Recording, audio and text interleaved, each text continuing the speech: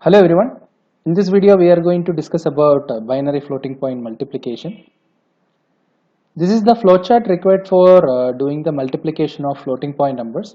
So according to the algorithm, so in the initial step we have to convert the given numbers into normalized binary format. So according to step 1, so we have to add the exponents. Step 2, we have to do the multiplication of significant bits without considering the exponent value. So we have to normalize the product then. So if there is no overflow, we will be doing the rounding in step 4 based on guard round as well as sticky bits. So in the final step, so we have to set the sign of the product based on the sign of both the operands. So we can able to see it through an example.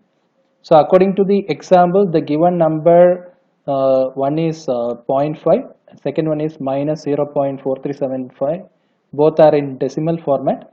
So according to the question, we have to perform multiplication in terms of binary.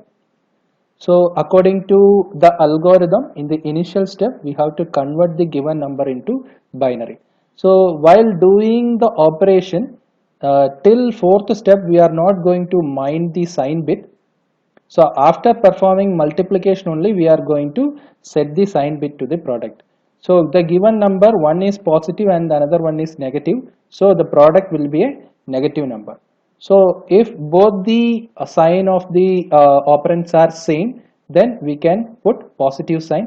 If both the operands signs are different, then my product will be having negative sign. So according to my initial step, I have to convert the given numbers into normalized binary. So this is the binary representation of 0.5. So this is the normalized binary representation of 0.5. Second number I am going to convert into binary. So this is the normalized binary representation of minus 0.4375. So according to step 1, I have to perform addition of the exponent. The first exponent is minus 1, second exponent is minus 2. So the product will be having the exponent value minus 3. According to step 2, I have to perform the multiplication of the significant bits. So this is the product of the significant bit. Actually, the first number is having 3 decimal points. Second number is having also 3 decimal points. So my product will be having 6 decimal points according to multiplication rule. So this is my product.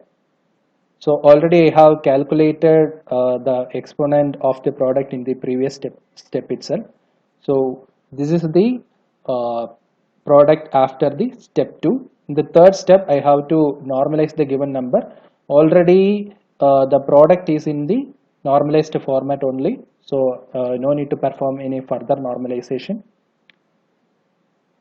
Step 4, I have to perform rounding by considering guard, round as well as sticky bit. The first extra bit, actually I am going to retain 4 bits or 3 decimal points. So 1.110 will be the number to be retained. The first extra bit is known as guard bit. The second extra bit is known as round bit. The third extra bit is known as sticky bit. So according to the rounding table, so based on the combination of guard, round as well as sticky bits only, we are going to perform rounding.